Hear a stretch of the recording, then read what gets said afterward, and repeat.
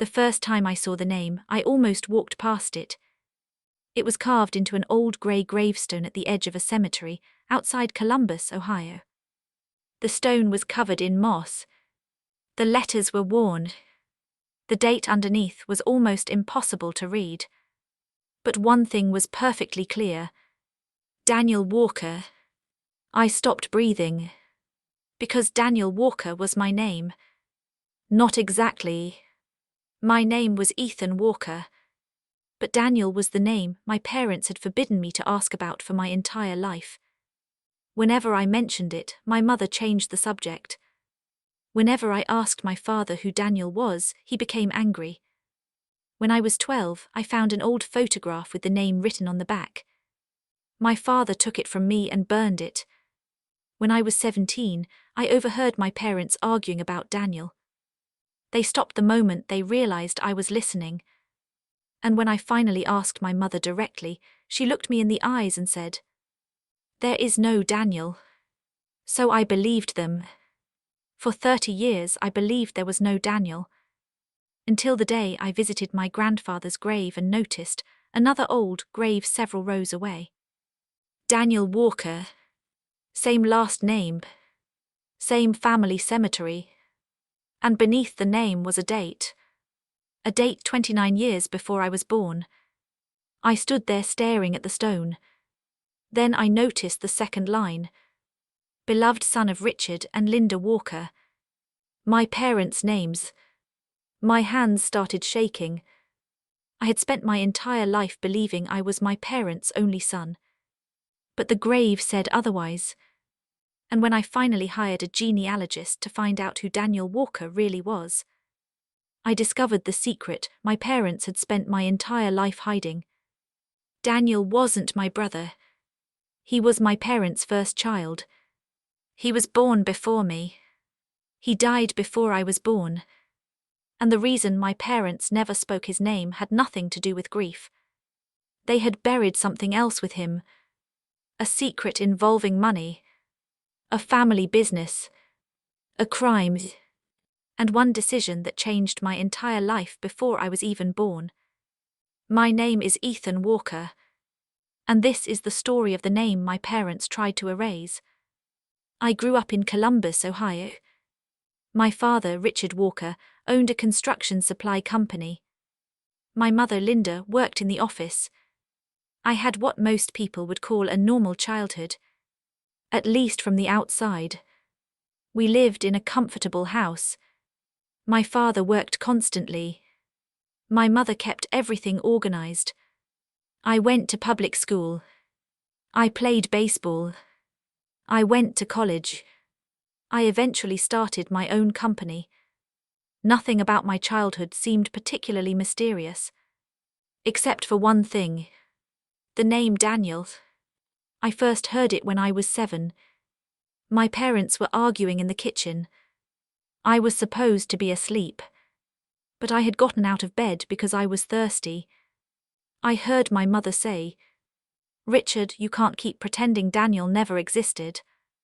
My father answered, "Not tonight." Then my mother said, "He's our son." I froze. I stood in the hallway. My heart was pounding. Then my father said something I'll never forget. "He is dead." The kitchen became silent. I thought they were talking about someone outside the family. Maybe a friend. Maybe a relative. Then I accidentally knocked over a chair. My parents came running. My mother saw me. Her face went white. "What are you doing awake?" I asked. "Who is Daniel?" My father immediately became angry. "There is no Daniel." I looked at Mom. She didn't say anything. My father pointed toward the hallway. "Go back to bed." I did. But I remembered the name. Daniel. Years later, when I was 12, I found the photograph. It was in a box in my father's office.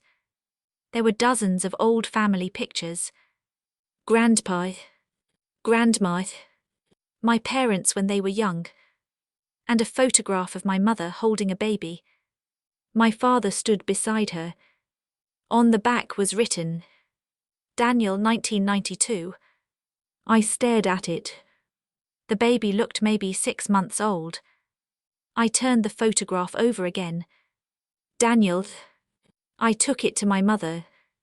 Who's this? She froze. My father walked into the room. He saw the picture. Then his face changed. Where did you get that? In your office. He took it from me. I asked, Who is Daniel? He didn't answer. Then he walked outside. I followed. What are you doing? He pulled out a lighter.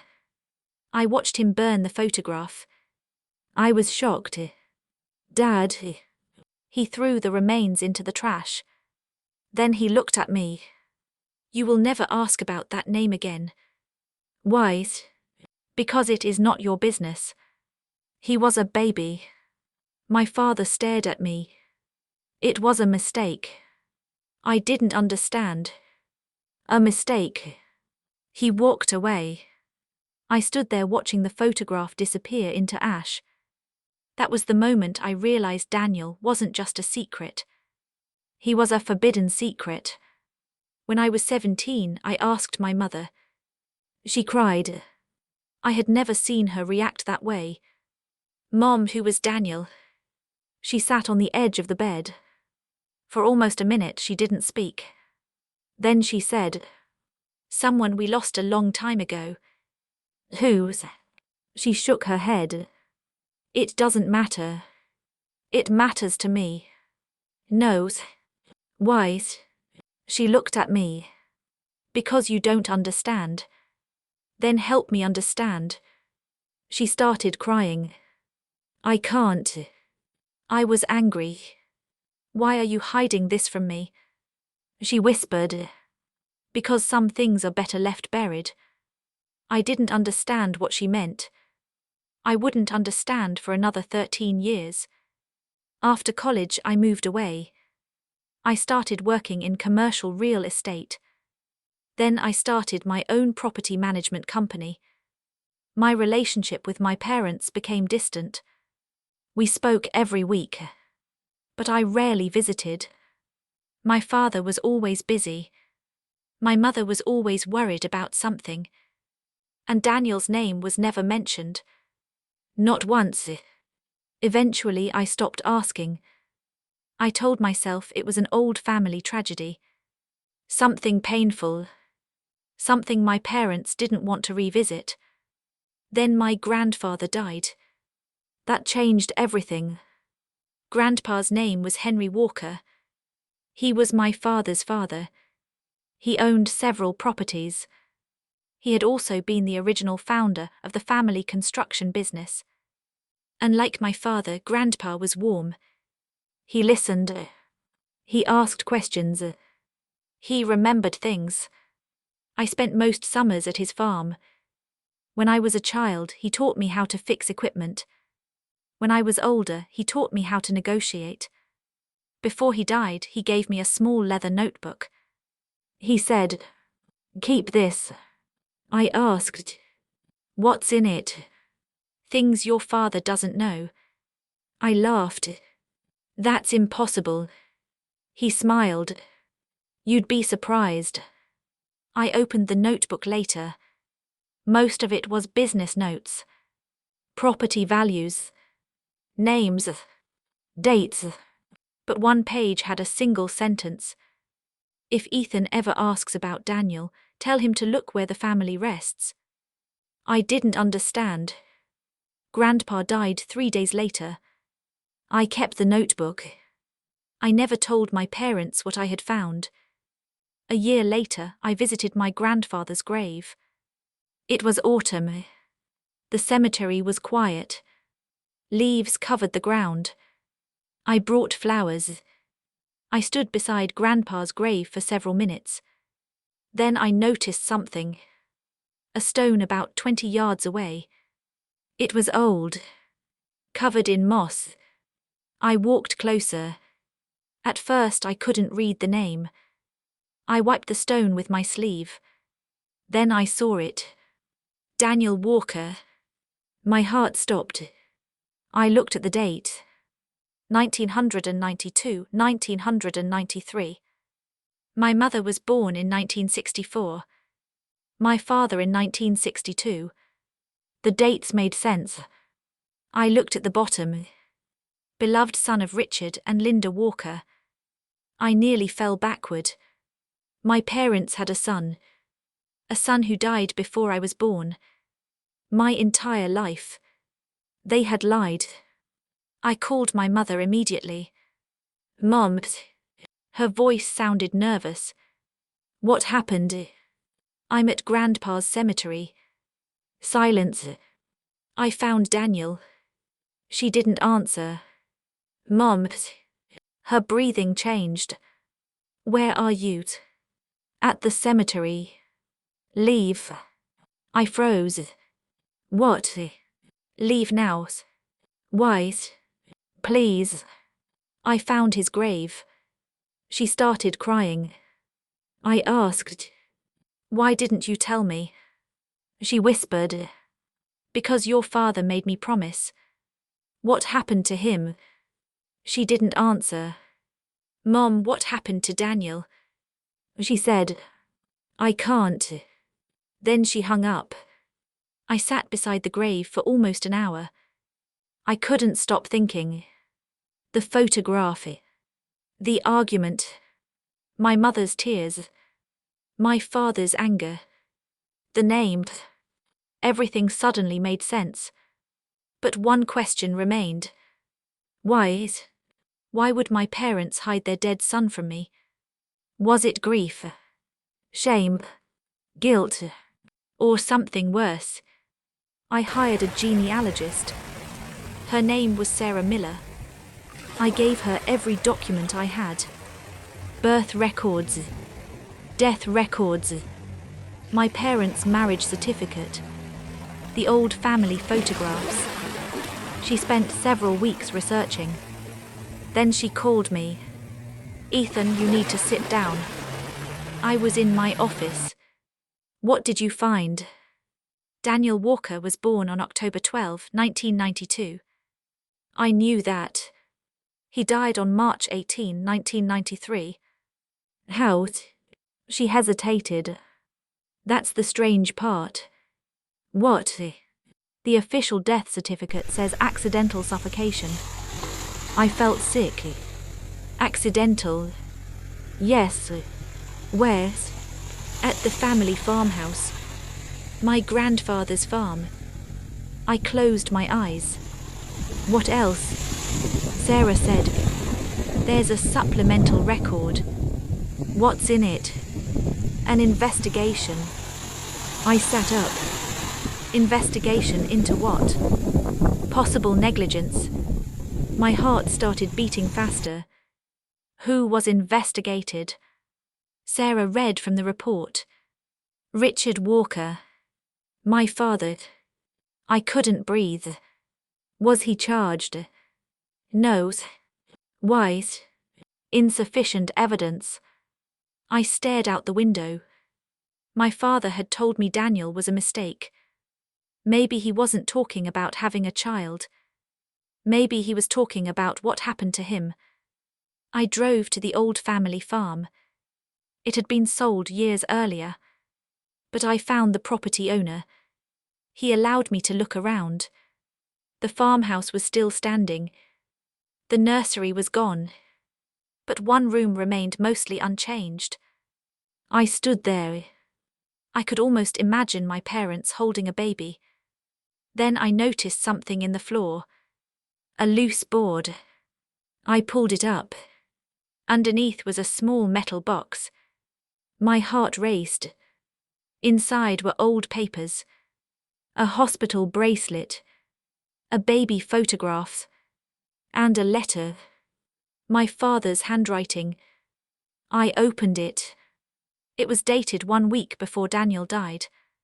It said, Linda, I can't keep doing this. He knows. If Grandpa finds out, we are finished. We need to decide what happens next. Richard. I stared at the letter. Who was he? I found another letter. This one was from Grandpa. It said, Richard, you cannot blame the child. Daniel is innocent. Whatever you did, fix it before someone gets hurt. I sat on the floor. My father had been involved in something before Daniel died. But what? I returned to Sarah. She found more records. The family business had nearly collapsed in 1992. My father had taken a large loan. The loan was secured against the farm. The lender was a company called North Star Development. The company was controlled by a businessman named Victor Hale. Victor's name sounded familiar. Then I remembered the name from an old business document in Grandpa's notebook. Victor Hale. The same person. Sarah discovered that Daniel's death occurred during the same month the loan was restructured. 3 days after Daniel died, the loan terms changed. My father's debt was reduced dramatically. I stared at the document. What are you saying? Sarah replied, I'm saying someone benefited financially after the baby's death. I felt sick. I confronted my father. He was sitting in his office. I placed the documents on his desk. Who was Victor Hale? My father froze. Where did you hear that name? Why did North Star Development reduce your debt after Daniel died? He stood. Where did you get these? Grandpa's notebook. He became angry. Stay out of this. You lied to me. There are things you don't understand. Then explain. He looked at me. For the first time in my life, my father looked afraid. He sat down. Then he said, Daniel wasn't supposed to die. I couldn't breathe. What happened? My father covered his face. Your mother and I were in debt. How much? More than the company could survive. Victor offered to help. What did you give him? Silence. What did you give him? My father whispered. Control. My father explained. He had borrowed heavily to expand the company. When the business started failing, Victor offered financing. But there were conditions. Victor wanted control over several properties. My father refused. Then Victor threatened to expose fraudulent accounting. My father was desperate. He eventually agreed to transfer certain assets. But Grandpa discovered the deal. He threatened to go to the authorities. Then Daniel died. My father had been alone with him when the accident happened. He claimed he had fallen asleep while caring for the baby. Daniel suffocated. My father panicked. He didn't call for help immediately. He was afraid. That delay became the reason the investigation began. But Victor used the situation to force my father into an even worse agreement. My father received debt relief. And in exchange, he surrendered control of key company assets. I asked the question I had avoided. Did you kill Daniel? My father looked at me. No. Did you cause his death? He began crying. I don't know. I stared at him. You don't know. I should have been watching him. You were his father. I know. Then why did you hide him? My father said, because I couldn't forgive myself. That was the first time I understood. Daniel's name wasn't hidden because my parents didn't love him. It was hidden because they couldn't live with what had happened. But there was still more. My mother finally told me the rest. She had been the one who wanted to tell me. My father had refused. Why? Because after Daniel's death, Victor had threatened them. He told them that if they spoke publicly, he would destroy the family company and take the farm. My grandfather helped negotiate. The family survived. But the secret remained. When I was born 2 years later, my parents decided never to tell me about Daniel. They believed they were protecting me. Instead, they erased him. I asked my mother, "Did Grandpa know?" She nodded. "He knew." "Did he blame Dad?" "Yes." "Then why did he stay?" "Because he believed your father could change." She began crying. "He also believed you deserved a normal childhood." I said, "He should have told me." "I know." The truth eventually led investigators back to Victor Hale. He had been involved in numerous financial crimes. Several companies connected to him were investigated. The original family business records were reopened. The debt transfers were examined. And the old agreement was found. My father had not intentionally killed Daniel, but he had covered up negligence. He admitted it. He accepted responsibility. The legal consequences were serious. But the biggest punishment was something simpler. He finally had to speak Daniel's name. Publicly.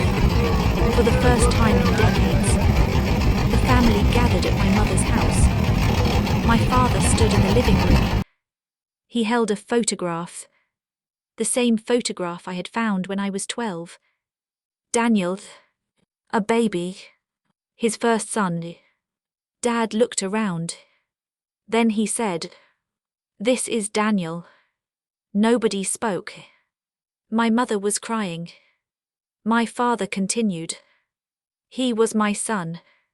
He looked at me. He always was." I walked toward him.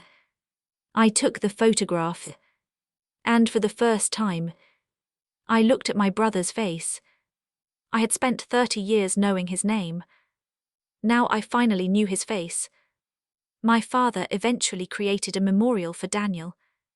Not a giant monument, just a simple stone at the family cemetery. His full name, his birth date, his death date, and one sentence, "Forever our son."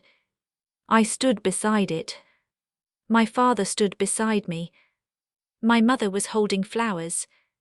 Daniel, my brother, stood across from us. The family was silent. Then I said something I had wanted to say since I was 7. "We should have known his name." My mother cried. Dad nodded. "You should have."